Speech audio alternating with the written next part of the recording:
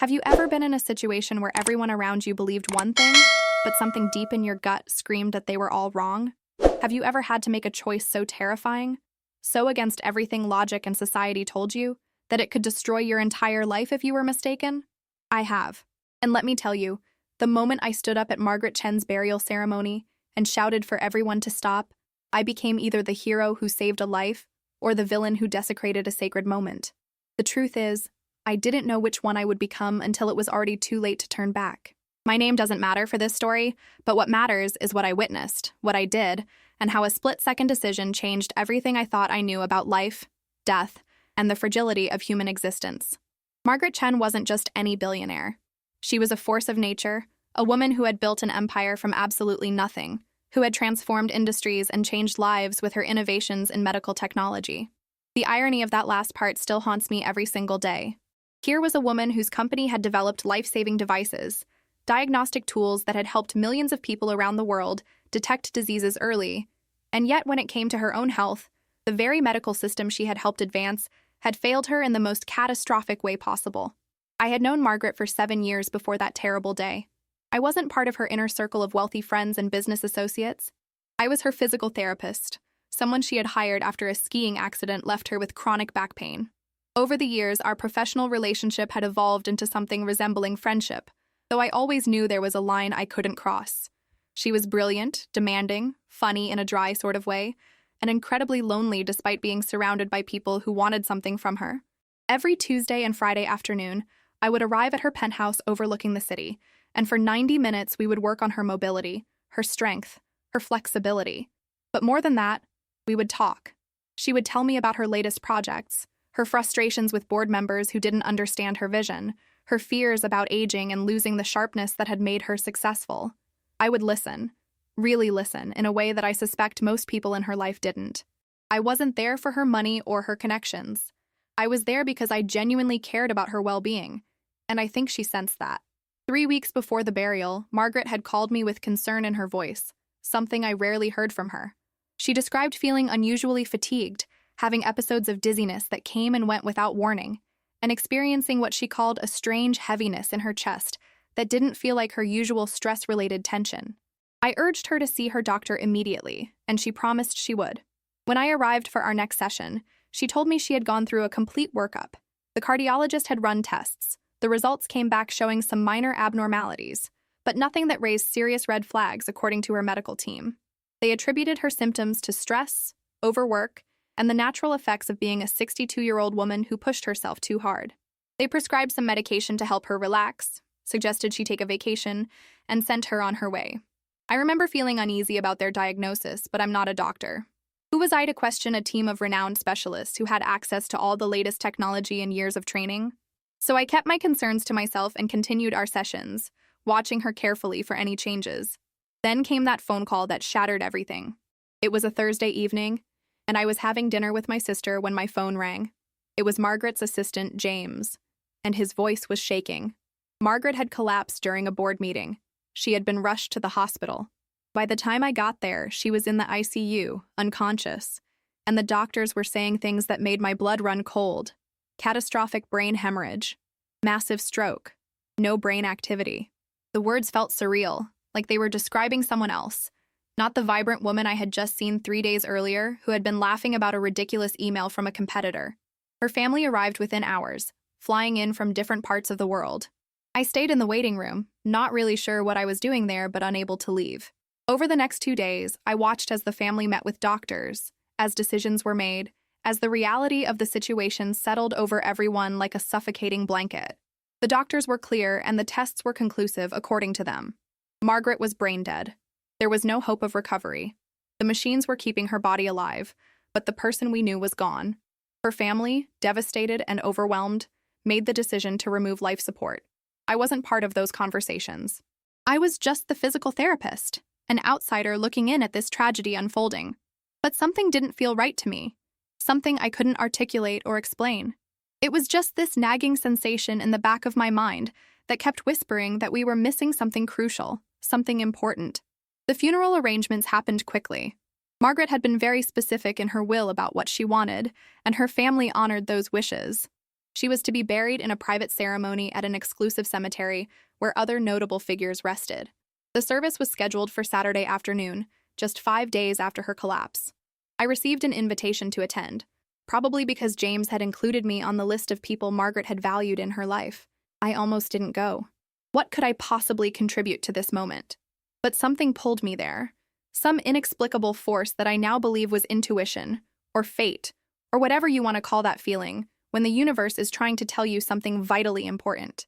The cemetery was exactly what you would expect for someone of Margaret's status.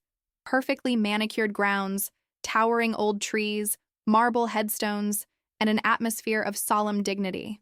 There were perhaps 75 people gathered around the burial site. I recognized some faces from the business world, a few celebrities, family members I had seen briefly at the hospital, and many people I didn't know at all. The casket was positioned above the open grave, covered in white roses, Margaret's favorite flower. The minister spoke about her life, her achievements, her generosity. Several people shared remembrances, stories about how she had impacted their lives or changed their industries. It was beautiful and heartbreaking, and I found myself crying for this woman who had been so much more than the sum of her accomplishments. And then something happened that changed everything. As they began to lower the casket into the ground, as the mechanical whir of the pulley system started and people bowed their heads in final goodbye, I saw it. It was so subtle that I almost missed it. A slight movement beneath the white satin lining visible through the casket's viewing window. It could have been a shadow, could have been my imagination, could have been anything except what my brain was screaming at me it might be. My heart started pounding so hard I could feel it in my throat.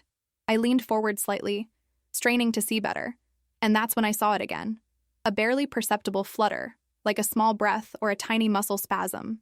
Every rational part of my brain told me I was seeing things, that grief and stress were making me hallucinate, that there was no possible way what I thought I was seeing was actually happening.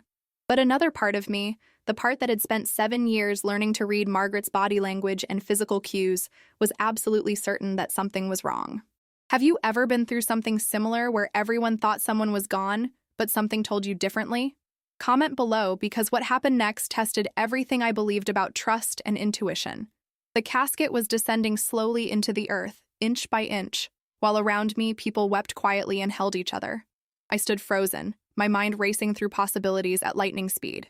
If I was wrong, if what I thought I saw was just my grief-stricken imagination playing tricks on me, I was about to commit an act so horrifying and disrespectful that I would be arrested, sued, and condemned by everyone present. My career would be destroyed. My reputation would be obliterated. I would become known as the deranged person who disrupted a billionaire's funeral with insane accusations. But if I was right, if there was even the smallest chance that Margaret was somehow still alive in that casket, then every second of silence was a second closer to burying her alive, to sealing her fate in the most nightmarish way imaginable. The casket was now 2 feet into the grave. My hands were trembling. Sweat was pouring down my back despite the cool autumn air. I could feel my legs wanting to move forward, but fear held me in place like iron chains. What if I was wrong? What if I humiliated myself in Margaret's memory for nothing? What if I was just a delusional person who couldn't accept that she was gone? But then I saw it again, more clearly this time. A definite movement. Something that couldn't be explained by shadows or wind or imagination. And in that moment, every doubt evaporated. I didn't make a conscious decision. My body simply acted on its own, driven by an instinct deeper than thought or reason. I lunged forward, pushing past the people standing between me and the grave, and I screamed at the top of my lungs, "Stop! Stop the burial! She's alive! Someone stop this right now!" The effect was instantaneous and chaotic. The cemetery workers operating the casket pulley froze. Every head turned toward me. The minister stopped mid-prayer. For a fraction of a second, there was complete silence except for my ragged breathing, and then all hell broke loose. Margaret's brother, Richard, a stern man in his late 50s who had never particularly liked me, rushed toward me with fury in his eyes. "What the hell are you doing?" he shouted, grabbing my arm with enough force to leave bruises. "Have you lost your mind? This is a funeral. My sister is dead." Security guards started moving in my direction. People were gasping, crying, shouting. Some were taking out their phones to record this spectacle. I wrenched my arm free from Richard's grip and pointed at the casket, my voice breaking with desperation. "Look at her. Please, just look at her." I saw her move. I saw movement in the casket. I know how this sounds. I know you think I'm crazy, but something is wrong. Please, you have to check. One of the security guards, a large man with kind eyes, approached me gently but firmly. Ma'am, I need you to step back. You're disrupting the service. This is private property, and you need to leave immediately or we'll have to call the police. I could see in everyone's faces that they thought I had suffered some kind of mental breakdown, that grief had shattered my sanity. Margaret's daughter, Carolyn, was sobbing into her husband's shoulder. Whether from renewed grief or shock at my outburst, I couldn't tell. The minister looked uncomfortable, unsure how to handle this unprecedented situation. And still the casket hung there, suspended between the world of the living and the grave below. I made one more desperate attempt, this time directing my plea to Margaret's personal physician, Dr. Harrison, whom I recognized standing near the family. Dr. Harrison, please. I'm begging you. Just open the casket and check. What if I'm right? What if there's even a 1% chance I'm right? Can you live with yourself if we bury her and I was telling the truth? Doctor. Harrison looked at me with a mixture of pity and annoyance. He stepped forward, clearly intending to be the voice of reason in this chaos. I understand you're upset, he said in that condescending tone doctors sometimes use when they think they're dealing with an irrational person. But Margaret was thoroughly examined. Multiple specialists confirmed brain death. There is no possibility that she is alive. What you think you saw was likely just your grief manifesting as a visual hallucination. It's a common response to trauma and loss. But I wasn't backing down. I had crossed the point of no return.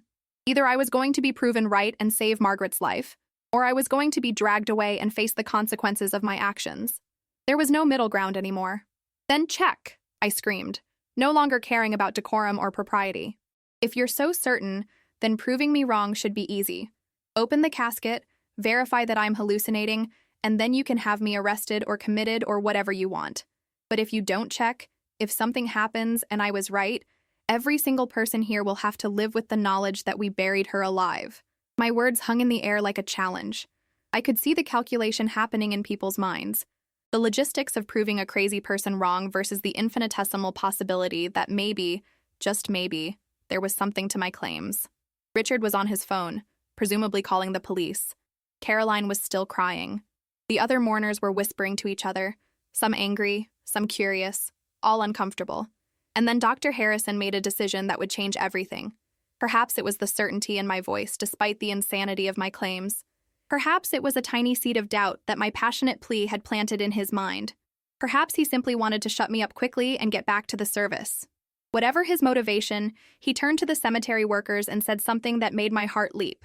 Stop the lowering. Bring the casket back up. Let's settle this quickly so we can continue. The family erupted in protests.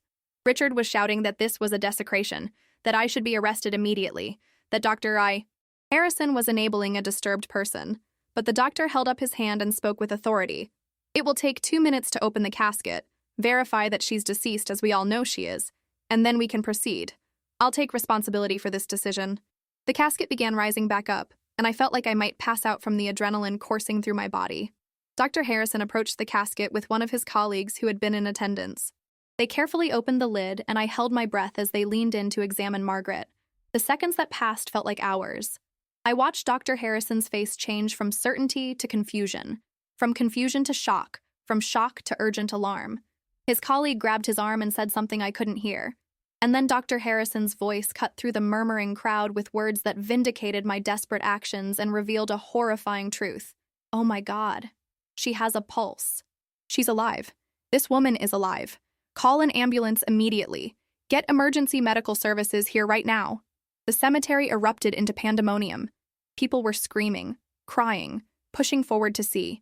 Richard stumbled backward as if he'd been struck. Caroline fainted into her husband's arms. Dr. Harrison and his colleague were working frantically, checking Margaret's vitals, assessing her condition. Someone was shouting into a phone about needing emergency services at the cemetery right away. And I just stood there, shaking uncontrollably, trying to process what was happening. I had been right. Against all odds, against all medical certainty, against everything that logic and science had declared to be true. I had been right. Margaret was alive. We had been seconds away from burying her alive. The ambulance arrived within 7 minutes, though it felt both faster and slower than that. The paramedics rushed over with equipment, working with Dr. Harrison to stabilize Margaret and prepare her for transport. I watched in a daze as they carefully extracted her from the casket, as they hooked her up to monitors, as they loaded her into the ambulance. One of the paramedics was talking rapidly into his radio, relaying information about her condition to the hospital. I heard fragments of medical terminology that I didn't fully understand, but one thing was clear from the urgency in everyone's voices and actions. She was in critical condition, but she was alive. As the ambulance pulled away with sirens wailing, the cemetery fell into a strange, stunned silence. People didn't know what to say or do. Some were still crying, but now from relief and shock rather than grief. Others were angry, demanding to know how this could have happened, how the doctors could have made such a catastrophic mistake. Richard approached me slowly, his face pale and his eyes filled with an emotion I couldn't quite read. I thought he might yell at me or thank me, but instead he just stared at me for a long moment, before saying in a quiet, shaky voice that I would never forget those words. "You saved her life. You saved my sister's life." I couldn't respond. I just nodded and felt my legs finally give out as the adrenaline that had been holding me up suddenly drained away. Someone caught me before I hit the ground, helped me to a nearby bench, brought me water. The rest of that day passed in a blur of police statements, witness accounts, media inquiries, and the slow dissolution of the funeral gathering as people left to process what had just happened. I gave my statement to the police, explaining everything I had seen and why I had acted the way I did. They were surprisingly kind, probably because I had just prevented what would have been an unthinkable tragedy. One officer told me I was either the bravest or the luckiest person he had ever met, and I still don't know which one I actually am. The hospital where they took Margaret was in controlled chaos when I arrived several hours later. I wasn't family, so they initially wouldn't tell me anything about her condition, but James, her assistant, found me in the waiting room and filled me in on what the doctors had discovered. What they told him made my blood run cold, and explained everything that had happened in the most terrifying way. Margaret had never had a stroke or a brain hemorrhage. What she actually had was a rare condition called locked-in syndrome, caused by a basilar artery thrombosis that had been developing over the weeks when she complained about fatigue and dizziness. The initial tests had missed it because they hadn't been looking for it specifically, and the symptoms she presented with were vague enough to be attributed to dozens of other conditions. When she collapsed at the board meeting, the thrombosis had caused a brainstem stroke that left her completely paralyzed but fully conscious. She couldn't move, couldn't speak, couldn't open her eyes, couldn't respond to any stimuli, but her mind was awake and aware the entire time. The initial tests for brain death had been misinterpreted. The doctors had mistaken her locked-in state for brain death because she had no reflexive responses, no voluntary movements, no apparent consciousness. But she was there, trapped inside her own body, aware of everything happening around her, hearing the doctors declare her dead, feeling herself being prepared for burial, experiencing the absolute terror of being alive, but unable to signal that fact to anyone. I felt physically sick imagining what she must have gone through. The conversations about removing life support, the funeral preparations, being dressed and placed in a casket, hearing the eulogies spoken over her, feeling the casket being closed and lowered into the ground, all while being completely unable to scream or move or indicate in any way that she was still alive and conscious. It was a nightmare beyond anything I could have imagined. A horror that would have ended with her being buried alive if I hadn't seen that tiny movement. James told me that the neurologists now attending to her believed the small movement I had seen was probably a breakthrough moment, a microsecond when she managed to exert just enough control to create a visible twitch, perhaps summoning every ounce of willpower she possessed to make one last desperate attempt to signal she was alive. I had happened to be looking at exactly the right moment, from exactly the right angle, with enough familiarity with her body and movements to recognize that something was off. The odds of all those factors aligning were astronomical.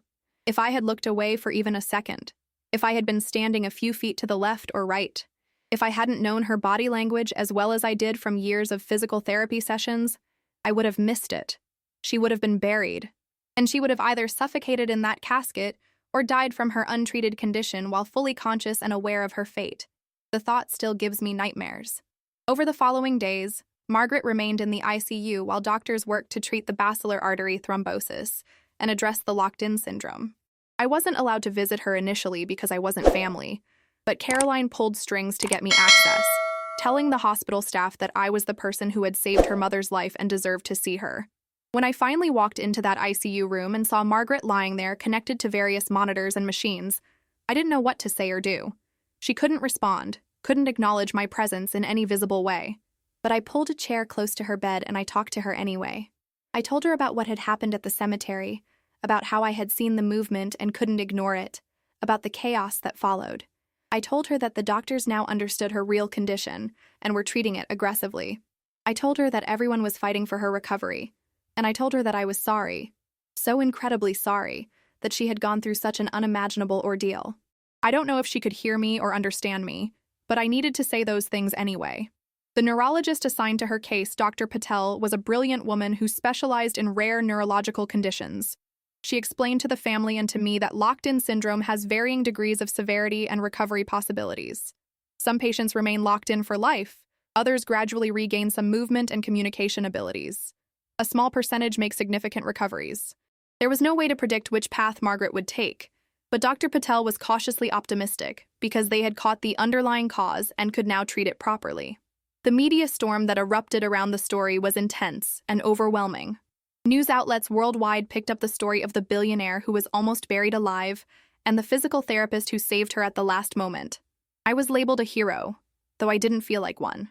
I felt like someone who had almost failed to act, who had almost let fear and doubt stop me from doing what I knew was right.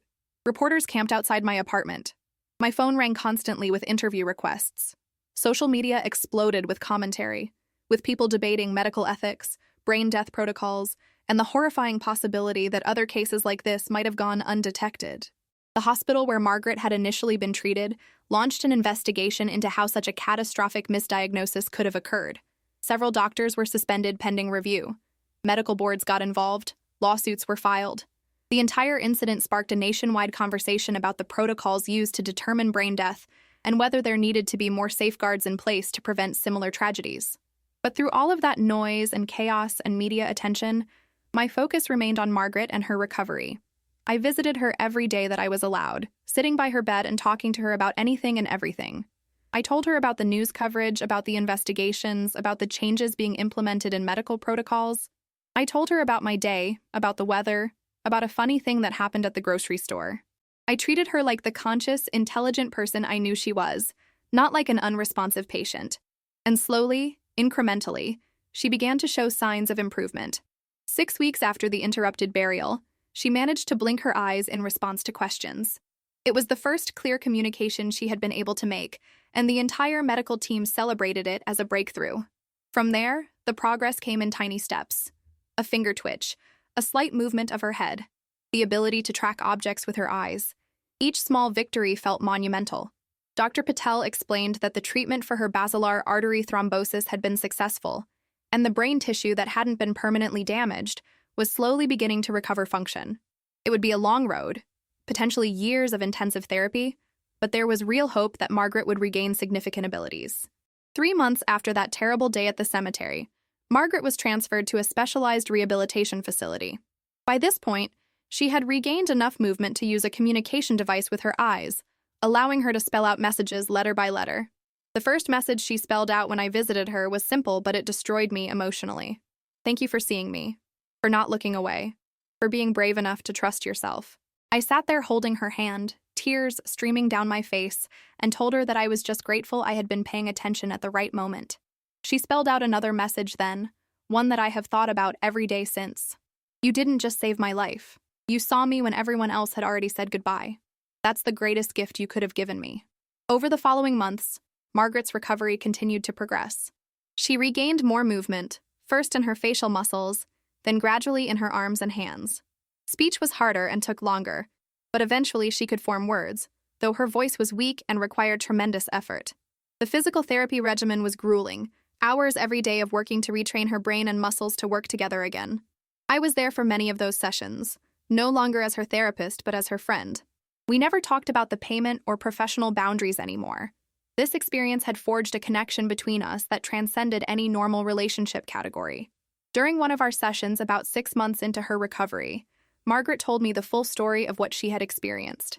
She wanted me to know, she said, because I was the only person who would truly understand the magnitude of what had almost happened. She described the moment when the thrombosis caused the stroke, how she had been in the middle of presenting a quarterly report when suddenly she couldn't move or speak. She remembered the confusion and terror as she realized something was catastrophically wrong but couldn't communicate it.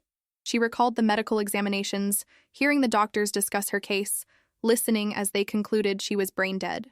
The horror of being declared dead while being fully conscious and aware is something I cannot adequately put into words, she told me, her speech slow and labored but clear. I heard them tell my family I was gone. I heard my children cry. I heard them make the decision to remove life support. And I could not scream, could not move, could not even cry. I was trapped in absolute darkness with only my thoughts and the terrible knowledge that no one knew I was still there. She described being prepared for burial, feeling hands move her body, dress her, arrange her in the casket. She heard the funeral service, every word of every eulogy, every sob from her loved ones. And then the most terrifying part, feeling the casket close and being lowered into the ground. I knew what was happening, Margaret said, her eyes filling with tears at the memory. I knew they were burying me. I knew I had maybe minutes left before I would suffocate or die from my condition. I had accepted it. I had said my goodbyes in my mind to everyone I loved. I had made peace with dying in the most horrific way imaginable. And then I felt something different. A tiny spark of movement in my finger. It was the first sensation of control I had experienced since the stroke. I focused every particle of willpower I possessed on making that finger move again.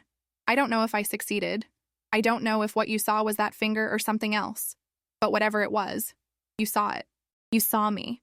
And you refused to let them bury me alive. I was sobbing by the time she finished. The trauma she had endured, the psychological scars from that experience, were beyond anything I could imagine. And yet she was here, alive, fighting to recover, refusing to let that nightmare define her. The investigation into her misdiagnosis concluded after 8 months, and the findings were damning. Multiple failures in protocol, missed diagnostic opportunities, and a rush to judgment based on initial test results that weren't comprehensive enough. The hospital implemented sweeping changes to their brain death determination procedures, requiring multiple specialists to confirm findings independently, and mandating additional tests specifically designed to rule out locked-in syndrome and other rare conditions that can mimic brain death. Margaret could have sued for an astronomical amount. The malpractice case was clear-cut, and any jury would have awarded her whatever she asked for. But instead, she did something that surprised everyone. She donated $100 million to establish a foundation dedicated to improving diagnostic protocols for rare neurological conditions and raising awareness about locked-in syndrome.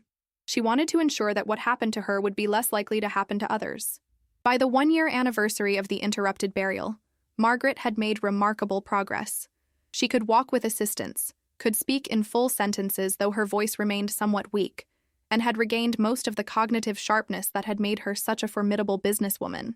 She couldn't return to running her company full-time, but she remained actively involved in strategic decisions and used her platform to advocate for medical reform and patient rights.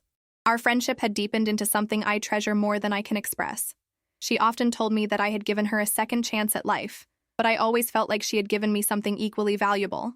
She had taught me the importance of trusting my instincts, even when the entire world tells me I'm wrong, the courage to act despite fear of consequences, and the profound truth that sometimes being brave means being willing to look foolish or crazy if there's even the smallest chance you might be right.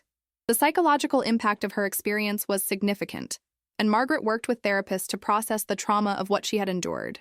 She had nightmares about being buried alive, panic attacks in enclosed spaces, and moments of profound existential crisis when she grappled with questions about consciousness, death, and the fragility of the line between being alive and being declared dead. But she faced these challenges with the same determination she brought to her physical recovery, refusing to let fear control her life. We talked often about that moment at the cemetery, analyzing it from every angle. What if I hadn't been looking at the right moment? What if I had convinced myself I was imagining things? What if security had forcibly removed me before Dr. Harrison agreed to open the casket? The number of things that could have gone wrong, the chain of unlikely events that had to happen exactly right for her to survive, was staggering. It felt like fate or divine intervention or cosmic luck, though Margaret, ever the pragmatist even after everything, attributed it simply to my observational skills and my unwillingness to ignore what I had seen. One thing that emerged from her experience was a profound change in how she approached relationships and priorities. The woman who had once been consumed by her business empire and professional achievements became more focused on personal connections, on experiences rather than accomplishments, on making sure the people she cared about knew how much they mattered to her. She reconciled with family members she had been estranged from. She started a practice of writing letters to people who had impacted her life positively, telling them specifically what they meant to her. And she made sure to tell everyone close to her regularly that she loved them, because she had learned firsthand how quickly everything can change and how devastating it is to have things left unsaid. As for me, the experience changed my life in ways both obvious and subtle. I became somewhat famous, which I never wanted or sought. People recognized me, wanted to hear the story, treated me like I had done something extraordinary when I felt I had simply done what anyone should have done in that situation. I struggled with the attention and eventually had to change my phone number and limit my social media presence because the constant messages and interview requests became overwhelming. But more than the external changes, the experience transformed how I viewed my own judgment and intuition. I had always been someone who second-guessed myself, who deferred to authority figures, who assumed that experts knew better than I did. But standing at that cemetery and choosing to trust what I saw despite everyone and everything telling me I was wrong had taught me that sometimes we know things in ways that can't be logically explained or scientifically proven. Sometimes we have to be willing to stand alone in our conviction, to risk everything on what we believe to be true, to act with courage even when we're terrified we might be making a catastrophic mistake. Margaret returned to public life gradually, making her first public appearance at a medical conference where she spoke about her experience and the need for better diagnostic procedures. She was honest about the trauma, the fear, the psychological impact of being declared dead while conscious. Her speech was powerful and moving, and it sparked important conversations in the medical community about protocols, about the rare edge cases that can slip through standard procedures, about the need for continued vigilance and questioning even when tests seem conclusive. The foundation she established funded research into locked-in syndrome, basilar artery thrombosis, and other rare neurological conditions. It provided grants to hospitals implementing enhanced brain death determination protocols. It supported families dealing with similar situations. And it raised awareness about these conditions so that more doctors would be trained to recognize the subtle signs that might indicate something other than brain death. Margaret also became an advocate for patients' rights and medical transparency. She pushed for changes in how medical errors are handled, arguing for more accountability and less defensiveness when mistakes occur. She believed that the medical professionals who had misdiagnosed her weren't malicious, but had been operating within a system that didn't have adequate safeguards for rare cases, and she wanted to change that system rather than simply punish individuals. Our sessions together continued, though they evolved into something different. Sometimes we worked on her physical therapy goals. Sometimes we just talked about life, philosophy, regrets, hopes, fears. She told me once that I was one of the few people she could be completely honest with about her lingering fears and struggles, because I had been there at the absolute worst moment and had proven that I would fight for her even when it seemed insane to do so. That trust between us was something neither of us took for granted. 2 years after the interrupted burial, Margaret invited me to a small private dinner at her home. It was just the two of us, her family having already celebrated with her earlier in the day. She wanted to mark the anniversary privately, she said, with the person who had made it possible for her to have anniversaries to celebrate. We sat on her terrace overlooking the city lights, drinking wine and talking about everything and nothing. At one point, she turned to me with a serious expression and said something I will never forget. You know what the strangest part of the whole experience was? Not the terror of being buried alive, though that was certainly horrific. Not the physical ordeal of recovery, though that was grueling. The strangest part was realizing that I had been given something incredibly rare and precious. A chance to hear my own eulogy, to know what people really thought of me, to understand my impact on the world from the perspective of people who believed I was gone. Most people never get that. They die without ever knowing how they were truly perceived, what they meant to others, what legacy they left. I got to hear all of that. And while it was traumatic and terrible, it was also enlightening in ways I never expected. She told me that listening to the eulogies had made her realize she had focused too much on professional achievements and not enough on personal relationships, that she had been a better boss than mother in many ways, a better innovator than friend, that people respected her and admired her, but many didn't feel they really knew her because she had kept such strict boundaries between her public and private selves. Hearing what people said when they thought I was dead made me realize I wanted to live differently if I ever got the chance. She said, I wanted to be warmer, more open, more present. I wanted people to feel loved and valued, not just impressed or intimidated. You gave me that chance. You gave me the opportunity to become the person I heard people wish I had been. I had no words adequate to respond to that. We sat in comfortable silence for a while, watching the city lights twinkle below us, both of us thinking about the improbable journey that had brought us to this moment. Eventually, Margaret spoke again, this time with a question that had apparently been on her mind for a long time. Do you ever regret it?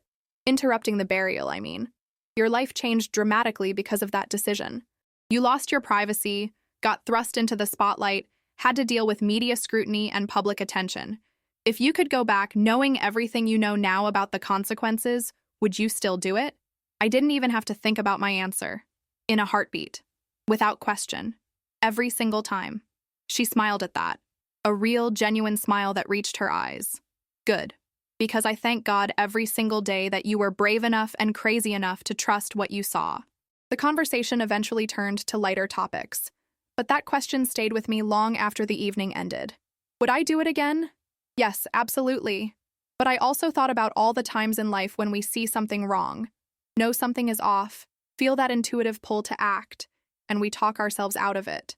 We tell ourselves we're probably mistaken, that the experts know better, that we shouldn't make a scene or cause problems. We silence our instincts in favor of social conformity and fear of being wrong.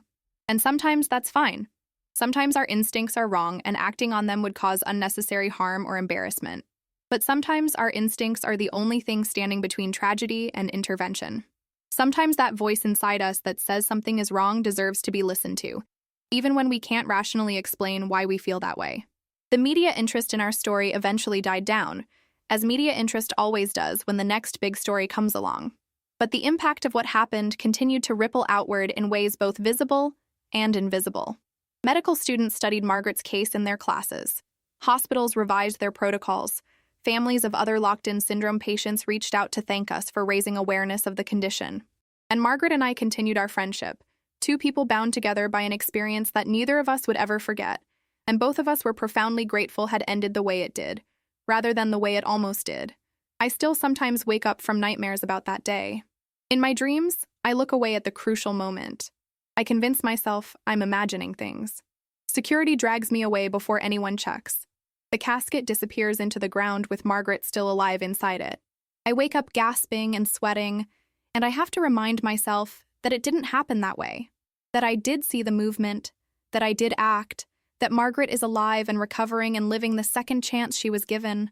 Margaret has nightmares too, she's told me, about being trapped in darkness, unable to move or scream, feeling the casket close above her, about hearing the dirt hit the top of the casket as she's buried alive, about suffocating slowly while fully conscious and aware.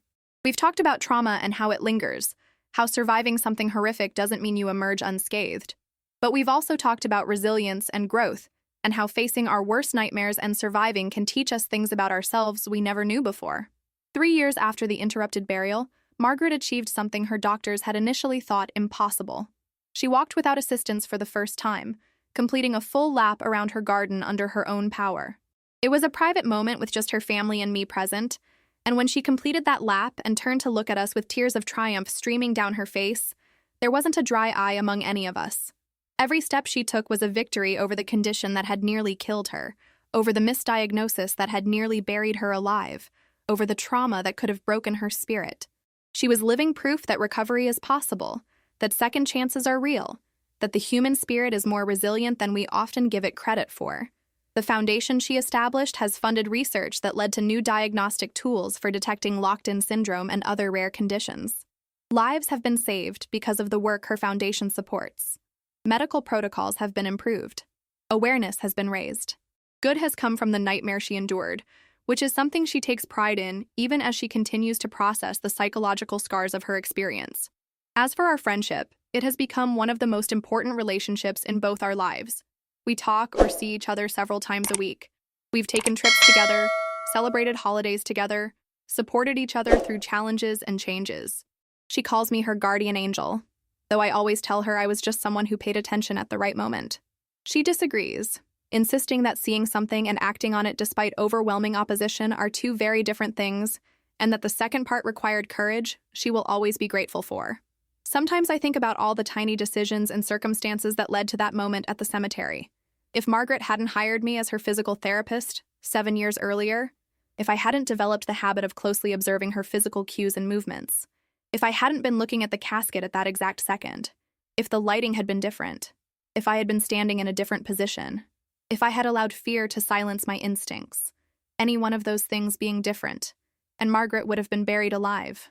The sheer randomness of it, the improbability of all those factors aligning perfectly, sometimes keeps me awake at night. But Margaret has a different perspective on it. She believes that nothing about it was random, that I was meant to be there at that moment, that our 7-year relationship had been preparing me to recognize something others would miss. Whether you believe in fate or coincidence or divine intervention or pure luck, she tells me, the result is the same. You were there when I needed you most. You saw me when no one else could, and you refused to walk away from what you knew was true.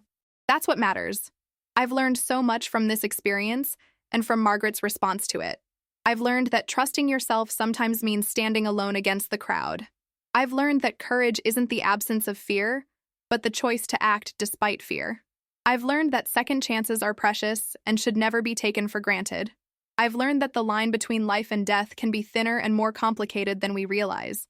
And I've learned that sometimes the most important thing you can do for another person is simply to see them, truly see them, and refuse to look away. Looking back now, I realize that interrupting Margaret's burial was the most important thing I've ever done in my life. Not because it made me famous or changed my career or led to any personal gain, but because it saved a life that deserved to be saved. A brilliant woman who had so much more to contribute to the world and so much more living to do.